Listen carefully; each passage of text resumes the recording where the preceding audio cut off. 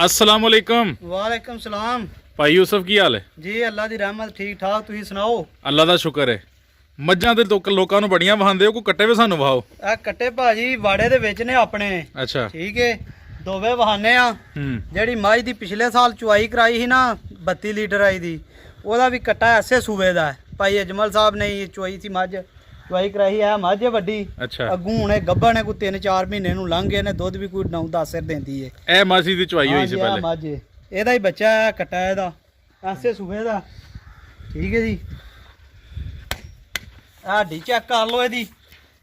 ਠੀਕ ਹੈ ਜੀ, ਦੂਜਾ ਨਸਲ, ਅੱਖਾਂ ਜ਼ਬਰਦਸਤ, ਸਿੰਘ ਕਿੰਗਰੀ ਵਾਲਾ ਧਰਿਆ ਨੇ। ਠੀਕ ਹੈ ਜੀ, ਮੁੱਛ ਬੱਗੀ ਏ, ਵਾਹ ਅੱਖ ਚਿੱਟੀ ਏ। ਠੀਕ ਹੈ ਜੀ, ਇੱਕ ਇਹ ਵੇ ਕੱਟਾ। ਅੱਛਾ ਇੱਕ ਕੱਟਾ ਹੋਰ ਹੈ ਵਿੱਚ, ਇਹ ਜੇ ਕੱਟਾ।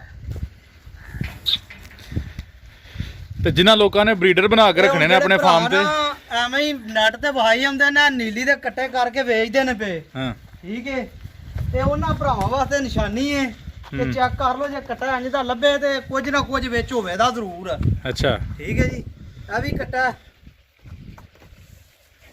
ਠੀਕ ਹੋ ਗਿਆ। ਇਹਦੀਆਂ ਵੀ ਅੱਖਾਂ ਚੈੱਕ ਕਰ ਲਓ, ਧੁੰਨੀ ਕੋਲੀ ਚੈੱਕ ਕਰੋ, ਵੇਲ ਪਿੱਛੋਂ ਆਂਡਾ ਇਹਦੀਆਂ ਚੈੱਕ ਕਰਾਇਆ ਜੇ, ਵੱਖੋ ਵੱਖ ਨੇ। ਬਿਲਕੁਲ ਬਿਲਕੁਲ ਬਿਲਕੁਲ। ਠੀਕ ਹੈ ਜੀ, ਵਾਹ ਬਈ ਭੂਸ਼ਲ ਉੱਤੇ ਪਸ਼ਮ। ਠੀਕ ਹੈ ਜੀ, ਦੂਸਰਾ ਝੋਟੀਆਂ ਨੇ ਵਿੱਚ, ਕੋਈ 2-3 ਫਿਰਦੀਆਂ ਨੇ ਪਈਆਂ, ਰੱਖੀਆਂ ਨੇ ਘਰ ਦੀਆਂ। ਠੀਕ ਹੈ ਜੀ, ਇਹ ਵੀ ਕੱਟੀ ਚੈੱਕ ਕਰ ਲਓ।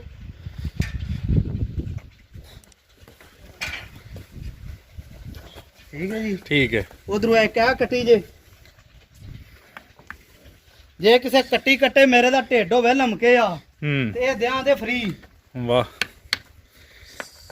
ਤੇ ਜਿਨ੍ਹਾਂ ਲੋਕਾਂ ਨੇ ਫਾਰਮ ਤੇ ਰੱਖਣੇ ਨੇ ਬਰੀਡਰ ਬਣਾ ਕੇ, ਉਹਨਾਂ ਨੂੰ ਕੀ ਰੇਟ ਲਾਓਗੇ ਨਾ ਕੱਟਿਆਂ ਦਾ? ਕੱਟੇ ਭਾਜੀ ਦਿਆਂ ਦੇ ਜੇ ਦੋਵੇਂ ਕੋ ਲਏ ਤੇ 3,80,000 ਦੇ। ਅੱਛਾ, ਤੇ ਜੇ ਕੋ ਲਏ ਇੱਕ ਤੇ ਫੇਰ ਇਹਨਾਂ ਨੂੰ ਵੱਧੋ ਵੱਧ ਕਰ ਲਿਆ ਜੇ। ਕੱਟੇ ਦੋਵੇਂ ਚੈੱਕ ਕਰਾ ਲਓ। ਆ ਕੱਟੇ ਦੀ ਮੁੱਛ ਬੱਗੀ ਏ, ਪਿੱਛੂ ਪੈਰ ਧੋਤੇ ਨੇ। ਉਹ ਕੱਟਾ ਜਿਹੜਾ ਉਹਦੀ ਮੱਥੇ ਤੇ ਫੁੱਲੀ ਏ ਥੋੜੀ ਜਿਹੀ, ਤੇ ਦੂਸਰਾ ਸਾਰਾ ਧੁੰਨੀਆਂ ਕੋਲੀਆਂ ਕੱਟਿਆਂ ਦੀਆਂ, ਜੁੱਸੇ ਅੱਗੂ ਨੀਵੇਂ ਨੇ, ਪਿੱਛੂ ਉੱਚੇ ਨੇ। ਠੀਕ ਹੋ ਗਿਆ, ਠੀਕ ਹੋ ਗਿਆ। ਠੀਕ ਹੈ ਭਾਈ ਯੂਸੁਫ, ਤੁਹਾਂ ਰੇਟ ਦਾ ਛੜਿਆ।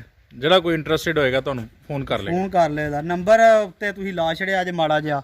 ਮਾੜਾ ਜਿਹਾ ਕਿਉਂ, ਬਲਕਿ ਸਹੀ ਜਿਹਾ ਲਾਵਾਂਗੇ। ਨਹੀਂ ਐਡਾ ਮੈਨੂੰ ਮਜਬੂਰੀ ਕੋ ਨਹੀਂ। ਹਾਂ, ਵਿਕੇ ਦੇ ਇੱਕ ਵੇਚਣਾ, ਮੈਂ ਦੋਵੇਂ ਕੋ ਨਹੀਂ ਵੇਚਣੇ। ਅੱਛਾ ਠੀਕ ਹੈ, 3,80,000 ਰੁਪਇਆ ਨਾ ਦੋਵਾਂ ਦਾ। ਇੱਕ ਵੇਚਣਾ ਜਿਹੜਾ ਪਹਿਲਾਂ ਵੇਚ ਗਿਆ। ਚਲੋ ਸਹੀ ਹੋ ਗਿਆ, ਦੋਵੇਂ ਨਹੀਂ ਵੇਚਣੇ। ਠੀਕ ਹੋ ਗਿਆ, ਠੀਕ ਹੋ ਗਿਆ।